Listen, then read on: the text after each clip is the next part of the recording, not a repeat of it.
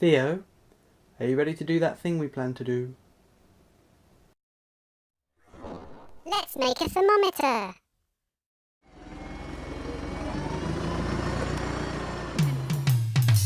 Wherever you go, whatever you do, you're always having friends with you. The tiny thermometer, the teeny tiny ones you carry everywhere.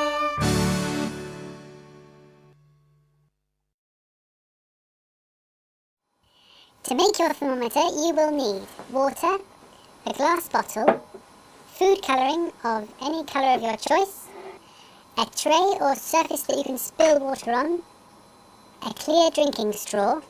Okay, so Nathan could only find red ones, but it will be easier with a clear one, trust me.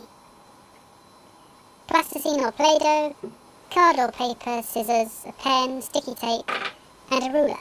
We don't need to show you that, you know what a ruler looks like. Oh, go on then. First, put the bottle on a surface that can cope with a bit of water spillage. Almost fill the bottle with water, but leave a bit of a gap at the top. Add a few drops of food colouring to the bottle to make the water level easier to see. How much you need to add depends on the size of your bottle. Now, top the water right up to the brim. It doesn't matter if it spills over a bit, that's how you know it's as full as possible. Next, take your plasticine or Play-Doh and wrap it round the straw near one end. Make sure it seals all the way round the outside of the straw. You don't want any air or water to be able to leak past, but you don't want to crush the straw either. Carefully poke the end of the straw into the top of the bottle and mould the plasticine round the neck to create a seal. Once it's sealed, push the plasticine in slightly and the water should rise up into the straw. Make sure the water level is somewhere around the middle of the straw. Check that the water doesn't fall on its own. If it does, you have a leak somewhere. Once you've got a steady level, make sure you don't prod the plasticine, as this will change the level and make your temperature readings unreliable. Now you need to create your temperature scale.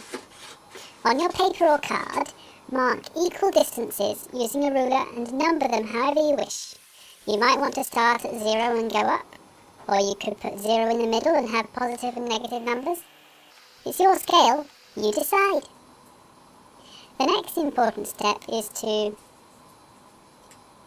find the end of the sticky tape. Got it? Now use the tape to attach your paper scale to the straw, and bingo, you have your own thermometer.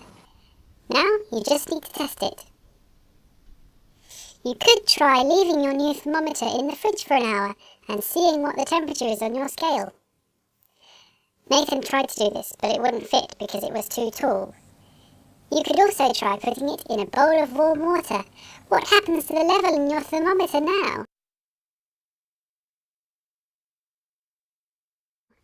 Do you need to rescue it before the water starts overflowing at the top? Traditional thermometers work in the same way as your water thermometer.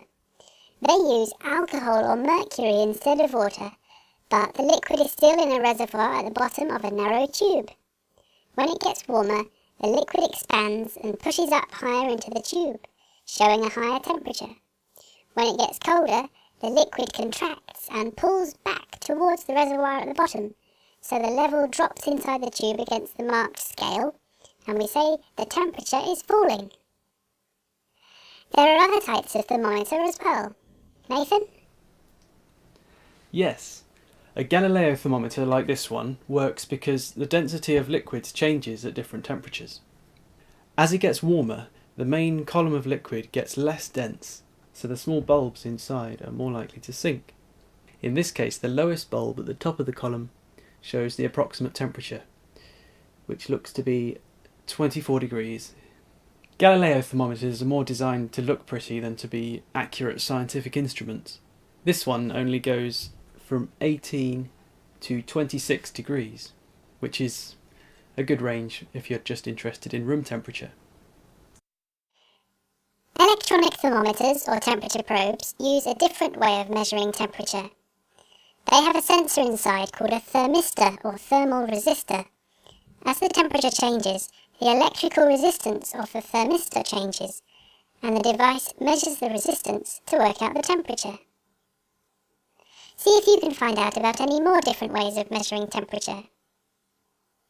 In the next video, we'll be sticking with the temperature theme and seeing how animals and bacteria manage to cope with life at some pretty extreme temperatures. So keep an eye out for that one, and we'll see you soon. Bye bye!